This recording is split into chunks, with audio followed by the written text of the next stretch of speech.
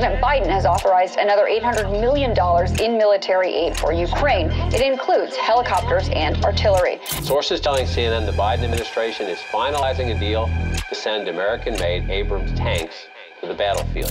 President Biden is asking Congress to approve $33 billion in supplemental funding for Ukraine, alongside European allies finally agreeing to the top item on President Zelensky's wish list, F-16 fighter jets. Together with the entire G7, we have Ukraine's back, and I promise we're not going anywhere. What the hell happened to these Democrats? You know, the Democrats of yore, the ones who would spend hours on the streets risking arrest for the peace and love and no war message that they so passionately believe. What happened to these no foreign entanglements conservatives? Since when did the left become the war-hungry party and the right were the ones that are like, "Hi, we should be restrained here"? Tonight, I'll show you exactly how this flip came to be and how it all links back to our deep state. Tonight, the real reason why the Democrats are all in on the Ukraine war. Oh, it's another fun episode of the Glenn Beck program. Welcome. So, I don't know about you, but have you ever wondered, like, who's really running the country? Now, that's not just a question. No, I mean, it's not something I should have to ask, but I think if you admit to yourself and you're honest, you don't have any idea who's actually running things. Consider this weekend. As the majority of the country was resting on a 3-day weekend, beautiful, celebrating Memorial Day, Kevin McCarthy was sitting at a table with Joe Biden and all the Democrats holding all of the cards, had all of them.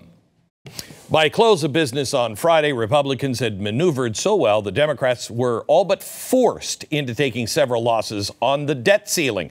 Would have been a great thing for people who understand fiscal restraint. Joe Biden was backed into a corner. We had all but one. But let's not forget we're talking about the Republicans. We then saw this. McCarthy folding like a cheap suit from Kmart. It is an agreement was reached to freeze the spending for 2024, not cut the spending. By the way, nobody on earth has ever spent as much as we're spending right now. Literally, in the history of all mankind, the pharaohs with the death palace, they didn't spend this much. Now, not only did we not cut it, we're going to increase it by 1% in 2025. And then uncapped 2026 and beyond. Now, I don't know about you, but spending is already over-bloated for 2024. Biden's Build Back broke, still pushing forward like a freight train. And did you notice what parts of the 2024 budget is not frozen? Well, anything to do with green stuff and then defense spending. Now, normally that wouldn't bother me as much, but defense spending now includes a blank check to fund a proxy war in Ukraine. A war that, I don't know about you, but I didn't vote for it. Did you vote for it? And by the way, I haven't heard anybody really debate this. I think we're on the eve of war myself, because put yourself into Putin's position here just for a second, okay? Let's say we decided for good reason that this was an invasion along our southern border. And so what do? We got to go take a big strip of 100 miles of Mexico, and we just say, it's us, we're taking it now. Because you've been sending people through, we got to control it. Mexico wouldn't be happy. They'd be kind of like Ukraine. Now let's say Russia comes in at the behest of whoever their president is in Mexico, and he comes in, and Putin's like, this is wrong. We're going to help defeat this evil empire. And then they started arming with the best military equipment out there. and they were using it. And then they started to fly drones into cities, blowing things up. And then they said, oh, you know what, with this equipment, we're going to cross and take some of the towns back, not the ones that you guys originally took. We're going to take part of America. How do you think we'd react? Okay, that's how you should look at this, because that's what Putin is thinking about us. How did the Republicans turn an imminent victory into defeat and then pass all that money to the Pentagon for a new war? Are they just that stupid?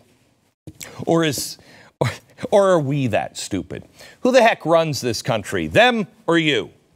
As is always the case, follow the money. Follow the loudest voices in the rooms for clues. Lindsey Graham shouted his opposition, not because he didn't want to raise the debt ceiling. Oh, no, no, no. He's all for raising it. Quote, I want to raise the debt ceiling because it would be irresponsible not to do it, Forrest Gump. No, he's pissed because he wants more money to go towards defense projects, like proxy wars in Ukraine. Now, I find that one interesting because defense spending in this great deal wasn't frozen. And now we have people like Lindsey Graham pushing even more cash to be thrown at Ukraine.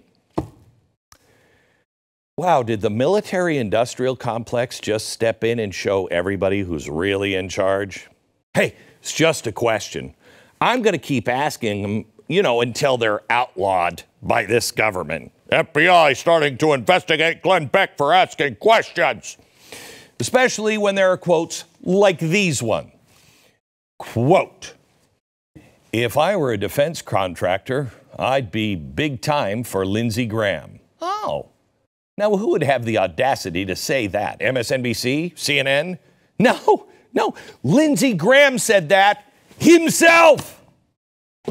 When Donald Trump announced he was running for president on a platform of breaking the old way of doing things, defense contractors opened up their checkbooks and bankrolled Lindsey Graham's attempt to defeat Donald Trump in the primary. So who is it that runs the country?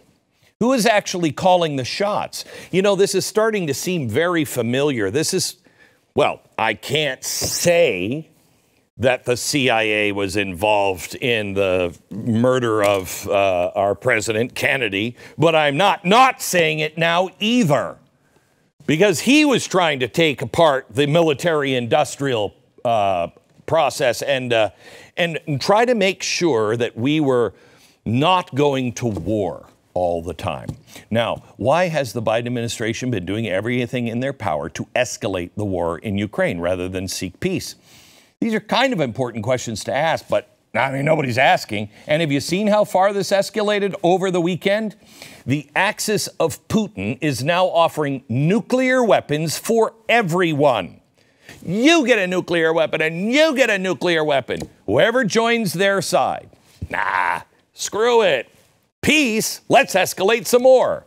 Here's another question. After 20 years of nonstop war finally ending, why did our country rush into an insanely expensive proxy war with Russia to defend a country that we have neither a treaty nor any real strategic value for the American people? All of these questions should be answered. Are they going to be? Nope. But they all seem to point to one 62-year-old warning that no one paid attention to. In the councils of government, we must guard against the acquisition of unwarranted influence, whether sought or unsought, by the military-industrial complex. The potential for the disastrous rise of misplaced power exists and will persist. We must never let the weight of this combination endanger our liberties or democratic process. Nobody paid attention to that. He went on to say the educational industrial complex and the scientific industrial complex. Follow the science, and we got the teachers' unions to help us out so we can make some more money for the defense contractors. Oh my gosh. He described at the time a defense industry that was present in nearly every American town and throughout business through the entire country. He specifically made a point that we have to have a balance between the public and private economies. That is the exact opposite of what the Biden administration and the World Economic Forum now preach.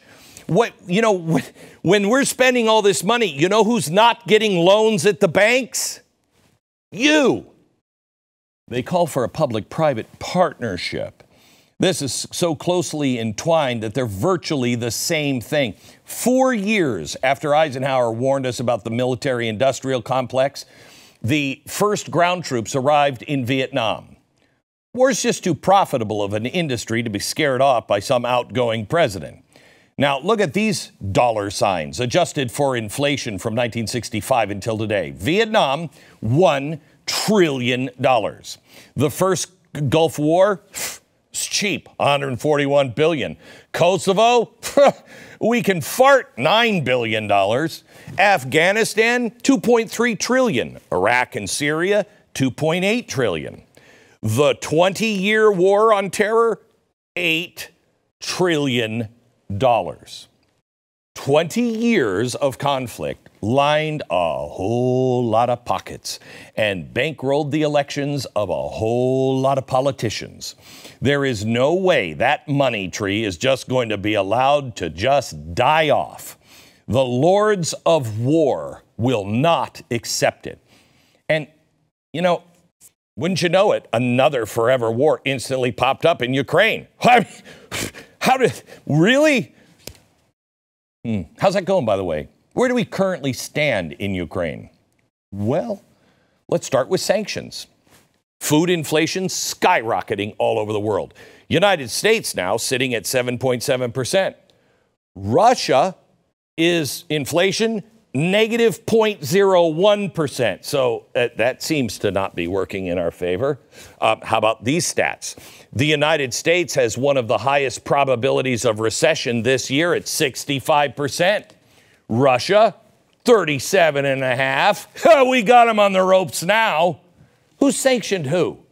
The United States debt to GDP is 129%. Russia isn't listed here, but want to take a guess whether they're better off or worse than we are? Russia is at 24.85%. How are we doing worse here? Across the board. Last week, Joe Biden gave an update on how many Russians have died in Ukraine. In just one city. Watch. Bakhmut. Bakhmut is a discussion about whether or not it's been lost or whatever. And well, the truth of the matter is the Russians have suffered over 100,000 casualties in Bakhmut. It's hard to make up. It's hard to make up. 100,000 dead in one city. Do you think a country takes that lightly? In 10 years of fighting, the Soviets only lost 15,000 in Afghanistan. This war is going to get a lot worse, and it's a lot bigger than they're telling us. When this war was first getting started, the West feared that all the weapons we were supplying Ukraine would be used offensively inside Russia. Remember? Well, we now believe Ukraine is responsible for the drone attacks on Moscow earlier this month, even though they super peaking promised that it never did, not us. Yesterday, it was reported that up to 10 drones were used in a similar attack, again on Moscow. Now, again, I just want to flip the tables. What would you say if drones from Russia were flying into Washington, D.C.? I don't think we'd take it well. A couple of weeks ago, it was leaked that Ukraine was planning attacks to seize Russian border towns. Now, surely they wouldn't do that with our weapons, right? No, last week, a group of pro-Ukrainian forces that had nothing to do with the war at all, they crossed the border and attacked a Russian town, rolling in with American MRAPs and Humvees. But they didn't have anything to do with Zelensky. So what, you're telling me that your people are stealing the supplies we're sending you? Ukraine was quick to point out, no, nothing to do with it. Just a group of random anti-Russian people that were able to cross the most heavily guarded border in the world using U.S.-supplied vehicles, and I don't know how they got them. The tactic mirrors the leak directly from Zelensky. But nothing to see here. No. Who's making these decisions? We're not being told the entire story in Ukraine. It is much bigger than they're letting on, and there is no end in sight. Maybe that's exactly what they want. Why? Oh, please. You need me to? I'll tell you when we come back.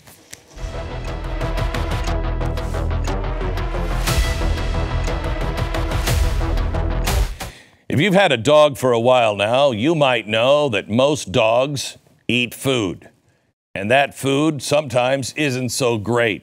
It'd be like if you were on a diet of nothing but cheeseburgers and brownies. Not that I've done that this afternoon. None of those things are green. That's right, because green stuff tastes like garbage. But Dr. Dennis Black figured out years ago rough greens, and he's made it so dogs like it.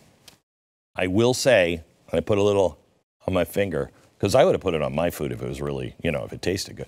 Anyway, dogs love it.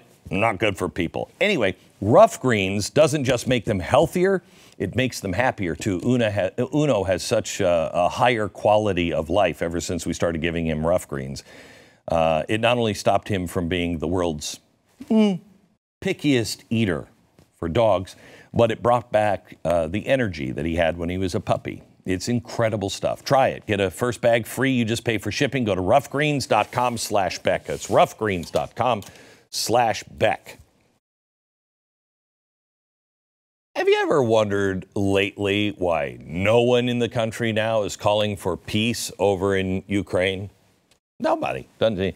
The make love, not war hippies of the 60s are now painting their faces like Mel Gibson. Oh, freedom! Yeah, they're on the front line now. Where are the no foreign entanglement conservatives? They barely exist on either side.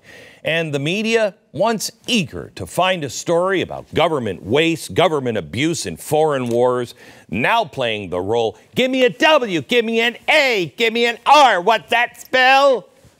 They squash any dissent from their cheerleading we calls a pro-Russia or pro-Putin merely for asking questions. But last week, something rare happened. It slipped through the cracks. There was this ad. It was included in the print-only version of that day's New York Times. It's an ad, in the New York Times. Print. Nobody saw this. The U.S. should be a force for peace in the world. Wow. Now, it was signed by President Reagan's ambassador to the USSR and multiple former military officers. They call the war in Ukraine, quote, an unmitigated disaster. They provided a timeline that showed NATO's hostile behavior towards Russia after the Cold War, making a really convincing case that all of this could have been avoided. They pleaded for people to see this war through the eyes of Russia. They used to be what diplomats would consider their job. You know what I mean? That's no longer the case. Now they're all, I want war. And the media is right there with them. It's very telling that the only reason anyone has seen this ad is because they paid the New York Times to put it in. I mean, so is Soros, I'm sure. But did I say that out loud? So the Times snuck it in their print version only, virtually guaranteeing that nobody would ever really see it. Okay? We don't buy papers anymore. Eisenhower warned that the military-industrial complex was seeping into every town and every industry in the country, and that includes the media.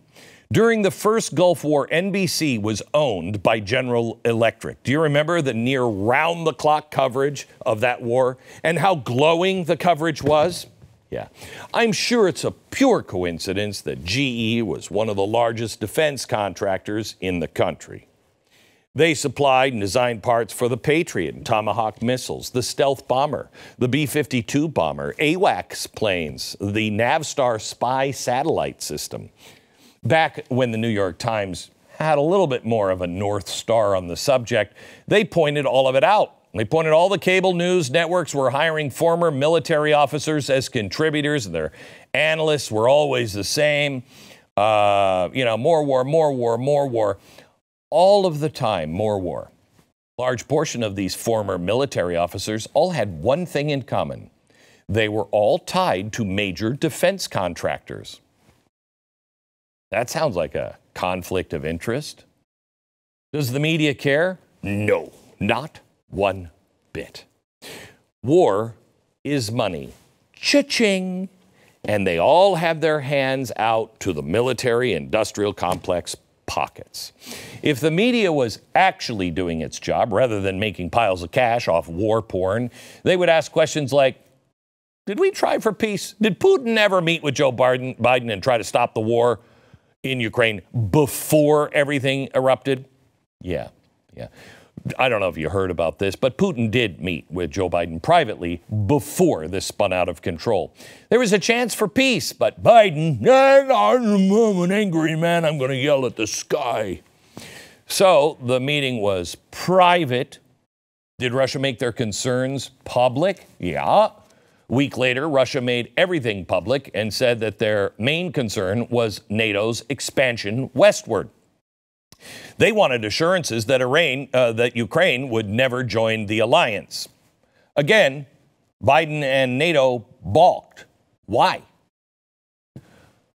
But was peace really even remotely an option, really? Yeah, well, the Russians and the Ukrainians surely didn't hash out a peace deal before the war, right?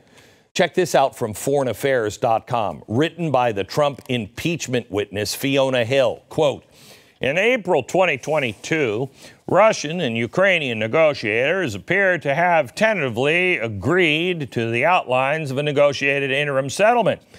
Russia would withdraw its position on February 23rd when it controlled part of the Donbas region and all of Crimea. In exchange, Ukraine would promise not to seek NATO membership. Wait, hold it. What? Peace deal? Signed? What are we doing to our economy, to our countries, to the people? What happened? Another question. Is it true that Boris Johnson stepped in for the West and told Zelensky not to make the deal? Because that's what the people in Ukraine are saying. Is that true? What entity on this planet would be powerful enough and sadistic enough to convince the entire Western world that war was a more desired outcome than negotiated peace? I know. The military-industrial complex?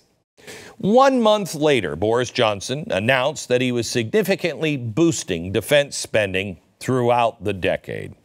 Now, I wonder who else might benefit from all of this. The U.S. and the U.K. are very eager weapons and arms customers.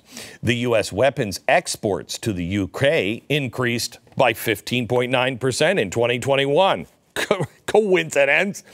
UK weapons exports to the U.S. increased by 3.6%. Now, I can only imagine what those numbers are now. The U.S. military-industrial complex is the largest in the world. It's not even close. We account for 38.6% of all global arms exports. You want to stop guns, maybe you should stop some of them. That's greater than Russia, France, China, and Germany combined. Promoting, fighting, supplying war is one of the largest money-generating businesses on the planet. And guess who's the king of it? Us. Back in March, the Pentagon announced their budget at a whopping $842 billion. It included expanded authority for a multi-year contract for the supply of aircraft, ships, and ammunition. Now, can you guess where the vast majority of that money is going to go? Right? Defense contractors, the military-industrial complex. CBS just did a story that said half of the Pentagon's budget will go to defense contractors. And surprise, surprise, CBS found out that they were gouging the government with insanely inflated prices. You want to know why Ukraine is so important? Listen to this. The Pentagon granted companies unprecedented leeway to monitor themselves. Instead of saving money, Assad told us the price of almost everything began to rise. In the competitive environment before the companies consolidated, a shoulder-fired Stinger missile cost $25,000 in 1991. With Raytheon now the sole supplier, it cost more than $400,000 to replace each missile sent to Ukraine. Even accounting for inflation and some improvements, that's a seven-fold increase. A seven-fold increase and nobody's talking about it? $400,000 every time a Ukrainian soldier fires a Stinger missile. We've been sending them Stingers to Ukraine like candy, box of bees. CNN reported that Ukraine has asked for 500 Stinger missiles per day. That's $20 million every day just for Stingers. Now, last year, the Pentagon had to allocate nearly $1.5 billion just to restock our own troops with the same weapon. The war in Ukraine is the fattest cash cow ever, and defense contractors are making record-shattering profits, and it's impoverishing you and enslaving your children. Let me give you the list of the top 10 defense contractors in the country. 4 of the top 10 are pharmaceutical companies. Isn't that crazy? 2 of the 4 were the largest vaccine providers. Moderna partnered with the government creating mRNA COVID vaccines. So let's just chalk that one up to, things that are like, that's interesting. I mean, I could say the military-industrial complex appears to be running the country from everything like pandemic response, vaccines, and forever wars, but we still have a president and Congress, right? When Biden announced his presidential transition team, it was discovered that 1/3 of his Pentagon team came from organizations financed by the defense contractors. He's going to get an honest opinion there. And once he became president, he began filling top Pentagon positions with the latest weapons suppliers. Last year, Biden traveled to Lockheed Martin, the largest defense contractor in the country, to cheer them on as they made Javelin missiles to be sent to Ukraine. So who's running the war again? The figurehead in chief, the one that drools on himself in a little sippy cup? Or the owners of the companies that are now making billions of dollars? And remember, you remember when Dukakis, torpedoed his own campaign by visiting General Dynamics, and he's like, I'm in a tank. Look at me, how tough I am. Being in bed with the military-industrial complex used to be frowned upon. Now it's applauded. Or does anybody even know? But we still have a Congress, right? Defense industry investments cover both sides of the aisle. At least 25 members of Congress sat on national security committees, while at the same time traded financial assets with the defense industry. And the military-industrial complex have tens of millions set aside each year for lobbying their favorite politicians. So why is the Biden administration, the majority of Congress and the media, suddenly so pro-war? Money doesn't talk, it screams. Eisenhower tried to warn us, but the military-industrial complex has taken over 20 years to come in. Our 20-year forever war is going to turn into a 30-year, a 40-year war. Now I understand the 100-year war. I got it. There must have been military contractors there. There's too much money at stake here. And with the global push for more public-private partnerships, things are only going to get worse. Back in a minute.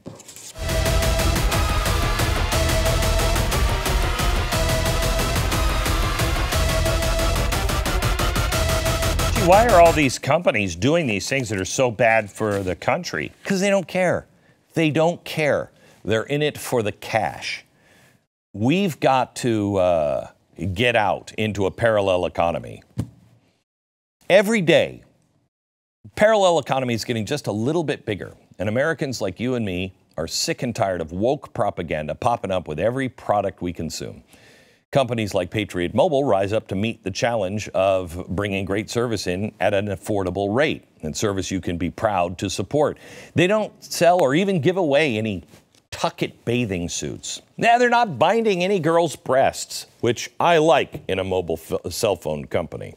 Patriot Mobile is America's only Christian conservative wireless provider. They offer dependable nationwide coverage on all 3 major networks, so you're going to get the best possible service in your area, and you don't have to put up with woke politics.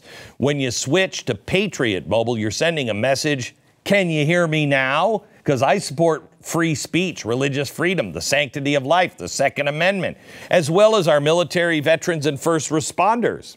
Their 100% U.S.-based customer service team makes switching easy. Keep your phone and your phone number as well. Just go to patriotmobile.com, patriotmobile.com/Beck, or call 878-PATRIOT. patriotmobile.com/Beck. $196 billion of U.S. aid has already been sent to Ukraine.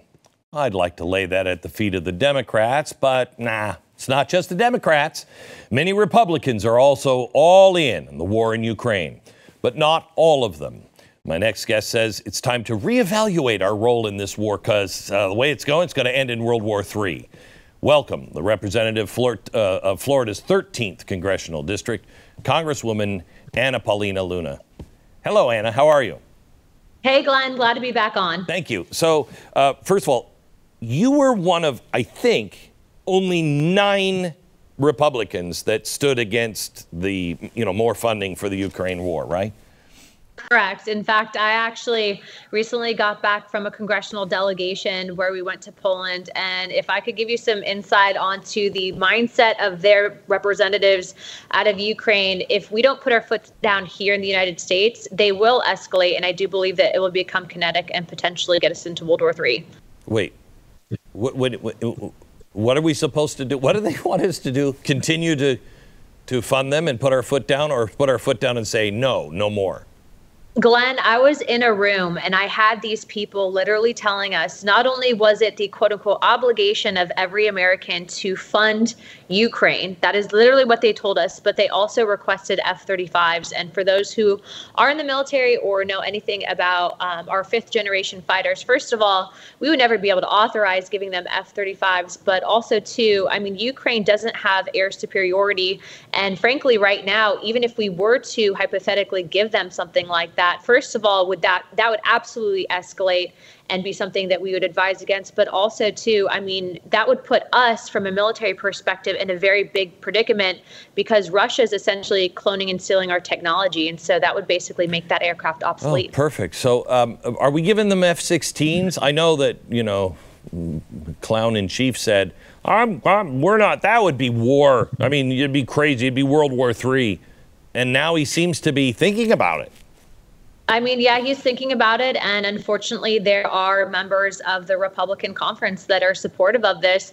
And I actually talked to some of my colleagues, Representative Gates being one of them. And I said, it's interesting because as a member of Congress, one of the things that we do aside from the budget is we have the ability to vote on war. And at what point, with the equipment that we're sending over, does this constitute an act of war? And unfortunately, because we are such a small minority within the GOP that feels this way, even if we brought forward a war powers resolution, I don't believe that it would withstand. And so what we're trying to do is use our platforms to educate the masses in understanding that this is a very real threat. Just because it's on the other side of the world doesn't mean that it can't come back home to haunt us. So, I'm pretty pro-America. I'm pretty pro-liberty and kind of down on, commies, Russia, and bloodthirsty killers.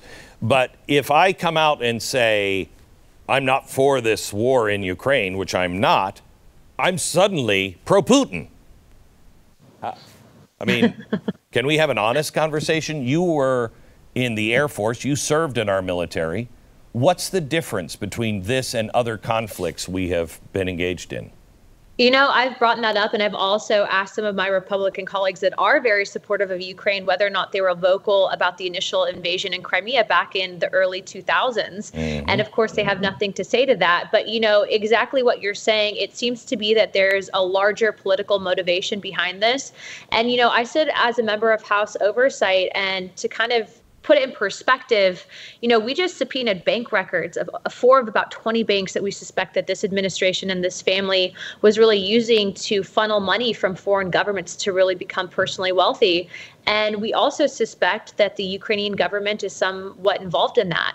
And so when we're thinking about really what's happening and how Ukraine refused to join NATO, how Ukraine has refused on a number of occasions to really step up for themselves, it's not my obligation to represent and defend Ukraine. It's my obligation to represent and defend America, American citizens, and our Constitution. And so I think that it's incredibly hypocritical, especially when people like myself speak out, who are veterans, who had their husband that was shot in Afghanistan, who definitely supports the military, is called a Russian asset simply because I don't agree with the war machine. So, by the way, any update on the debt ceiling? Unfortunately, I, as well as can count on at least 19 other of my colleagues in the House Freedom Caucus, we are going to be doing everything that we can to stop this, but we need other Republicans to come forward and voice their opinion on why this is wrong. I mean, I'm sure I don't have to convince you, Glenn, but $4 trillion is not a deal for America. Yeah. And ultimately, I think you'll see today that in the last 20 years, I'm a freshman representative, but there are people here who have continued to vote and say this is going to change next time. It's never going to change unless you take a stand now against it. So I'll be voting no. Okay, so there's no end in sight. I mean, because they're just going to keep sending money over. This blank check. Is there an end to is there a limit with anybody in Congress? There needs to be. It seems that there is a little bit more of a shift from more representatives that are saying, okay, we can't continue to fund this. But unfortunately, as you're seeing play out right now with the debt ceiling fight, it seems that there's a lot of lip service and not a lot of follow through. And so hopefully we can, as members of the House Freedom Caucus, use our abilities, especially within the parliamentary measures, to hold people accountable. And we'll really see what happens there. So, I started the program today and I said, just imagine if we took some of Mexico, even if we thought we were being righteous, because they're just flooding our border and we needed to take, 100 miles of the border in Mexico. Mexico would not be happy about it. And if Mexico is then like Ukraine, and we're just doing it because we got to be safe. Okay. Then Russia calls Mexico and says, hey, by the way, we're going to send you all these weapons. And then they start using those weapons across the border. Then they say, hey, we're using those weapons and the military vehicles, and we're coming across the border, and we're going to take some of American property. We wouldn't take it. And we would do what... it would be considered an act of war. Yes, and if we had 100,000 of our citizens die in one city, we would consider nukes.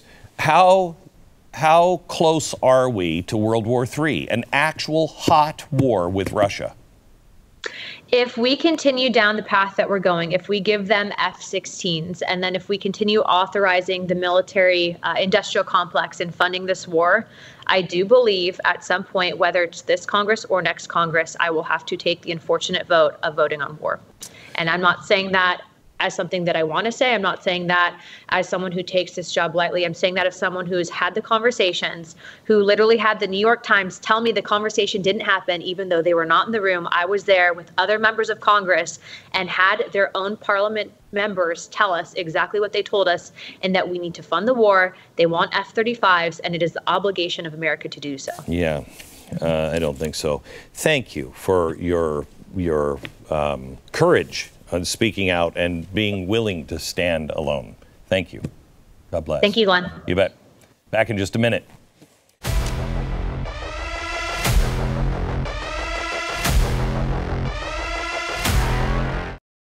Every Wednesday I start the show kind of in a good mood, and then, I don't know, something happens. Our home's title is online now. Your home title. It's online, and anybody can access it. Absolutely anybody. They forge your signature, race against time to stop them before they take out loans against your home, or worse, just sells your home out from underneath you because they have legally taken your home. They have the title. So, we can do a title search. Yeah, there's the title. I got it. Okay. It's not legal because they don't have the right to do that. They stole that title, but that's what happens. And then you are screwed. The folks over at Home Title Lock are the only people that can actually watch this. They're the only, they're the leader in this industry. They did it before anybody else. And I think some other people are like, yeah, we can do that too. Home Title Lock helps shut this kind of thing down. And when they do it better than anybody else. Don't fool around with this. Check and find out if your home has already been taken, your title. Is it belong to you still? Find out for free. Just sign up, get 30 days of free protection when you use the promo code Beck at HomeTitleLock.com. Promo code Beck, HomeTitleLock.com. Now, the media would have you believe that FD 1023 is a cute new Star Wars droid, but it's actually not. It's a document with yet another accusation of corruption against the Biden family, this time against the president himself. An FBI whistleblower says that little droid, the FD 1023, came in and was like, woohoo, wahoo, and showed the evidence that Joe Biden, as vice president, was engaged in a pay-to-play scheme with a foreign national. Is this true? Don't know. Is this the character of the president? Probably. Why are so many politicians so obsessed with Ukraine and not really paying attention to anything else? Award-winning investigative journalist and CEO, editor-in-chief of Just the News, John Solomon, is here. First of all, John, tomorrow you are going to start putting out the January 6 videotapes. Watch out, because Fox may fire. Oh, you own your own place. I guess you don't care. What do you... It is liberating, isn't it? It is. What is it that you feel or you have found, and what should we expect? Yeah. We have spent hours going through the footage, trying to come up with the ones that have the greatest public interest to the American public. And so we're going to see security vulnerabilities that January 6th committee, the Democrats committee, didn't want exposed. They didn't want you to see some of these extraordinary moments. For instance, while officers were in the front of the Capitol fighting for their life to keep people out of the Capitol on the front side, right, where you see some of those violent confrontations, on the back side of the Capitol, you're going to see early next week an easy entry door that the cops made available by hitting a fire door, and all of a sudden hundreds, not dozens, but hundreds of the ultimate people who went into the Capitol go in uncontested by the police through a back door. A massive security failure. We're going to show you things about the pipe bomber and why it seems implausible that the FBI can't figure out who this suspect is based on what we've seen. Yeah, that's a big one. You've been talking about that for a long time, and you're right about it. You're going to see the Secret Service taking a certain action that is going to raise questions about their security protocols on the morning of January 6th. We think that you'll also enjoy watching how Nancy Pelosi exited the building, because it looks more like a Hollywood scripted moment than an emergency evacuation. You'll understand that tomorrow night. We're going to start with that tomorrow, and then we're going to build each day. What we're trying to do is focus people on the unresolved issues to a person. Every single Capitol police officer, executive, lawmaker that I've talked to says the United States Capitol is no more safe today than it was on January 5th. After going through millions of dollars of investigations, if we can't fix the security at the Capitol, we've let the American people down. Congress has failed at it. So we're going to try to bring these things to the public's attention so that a real fix can be put into place. And we'll delve into a lot of other issues. This is going to be a months-long project. We're going to go slow and steady, be certain of the facts each time. But I think people will benefit a lot from seeing with their own eyes what they've been told not to believe in the past. So, John, I mean, I think there's a lot of good Capitol Police officers, a lot of good FBI agents. But I also believe that, there were some dumb ones that were like, oh yeah, let me help you in. And there's also probably some FBI operatives there egging things on. Sure. Have you seen any evidence of that? We do see some undercover police officers, law enforcement. I don't want to call them police because some of them may be federal agency. I think midway through the process, as we continue to report out, I think we'll be able to provide the American public a total number of undercovers and what agencies they represented. I think that'll be valuable to people. Yeah. Whether we can properly identify them, we think we know who they are, but again, without the help of police, you can't be 100% certain. But we'll make the ground. And here's the question. If multiple law enforcement agencies had the presence of mind to get people undercover to film and do other things, which we now know to be true, then they must have known something was really terrible that was going to happen that day. That's why there's so many bodies on the ground. And yet the Capitol Police don't prepare for that scenario. And I think you're going to learn as we watch this that the Capitol Police had all the intelligence at a level down from the chief, and it never bubbles up to the chief, so it doesn't get operationalized. Much like 9/11, though very different consequences, very different actors, the failure to connect the dots at a bureaucratic level led to a completely preventable terrorist attack. This attack on the Capitol could easily have been prevented if the intelligence had just been gotten to the right people and a security plan put together. Okay. Why that didn't happen, that's a question for others to answer. All right, so let me take you to FD-1023, that cute little droid. This sounds like it's not good. The FBI will not turn this document over. They've made all kinds of concessions, I think, in Congress to say, look, we understand, we'll protect, blah, blah, blah. Right. But we want to see the actual document. They said no, but we'll tell you in secret, we found some other things. What's going on, John?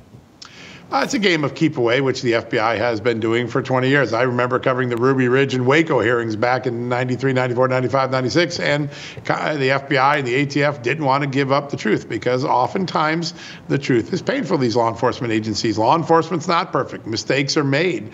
There are political pressures inside the FBI. I think we now understand that the FBI is more than a law enforcement agency.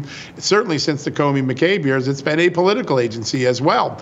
Their text messages validate that. The Durham report validates that. So I think there's a big narrative, which, by the way, Glenn, you've helped uncover early on. You were one of the first people to see the bigger picture here. You have Donald Trump being pursued on evidence for which there is no basis. There's no predicate to pursue Russia collusion. They do 3.5 years of investigation of him. Meanwhile, there are 4 pieces of evidence that come in 4 different ways on Hillary Clinton, and the FBI shuts all of them down in the middle of the 2016 election. That's that dual system of justice that now most Americans are beginning to see exist. I think the FBI is concerned, based on the people I'm talking to inside the Bureau who have direct knowledge, is you're going to see in the Joe Biden case another example of a dual system of justice. Whether the allegations are true or not, we don't know because the FBI didn't adequately investigate them. Why? Because some people made a decision Joe Biden was off limits during the 2020 election. Once again, a dual system of justice. They had no off limits for Donald Trump in 16, 17, 18, 19, or 20. By the way, they continue to pursue Donald Trump in 2022 and 2023. Yeah. Joe Biden had a protection circle around him. I think the FBI is concerned that the evidence, which is raw intelligence, comes in, and FD-1023 is raw intelligence from a human source. It doesn't get looked at, and that's what they're most embarrassed about. Okay, so John, thank you very much for all of the work. We'll talk to you again. We'll be watching for the videotapes to come out and this document as well. My guess is there's a lot of stuff being laundered right now, probably in Ukraine. John Solomon, thank you so much. From Dallas, good night.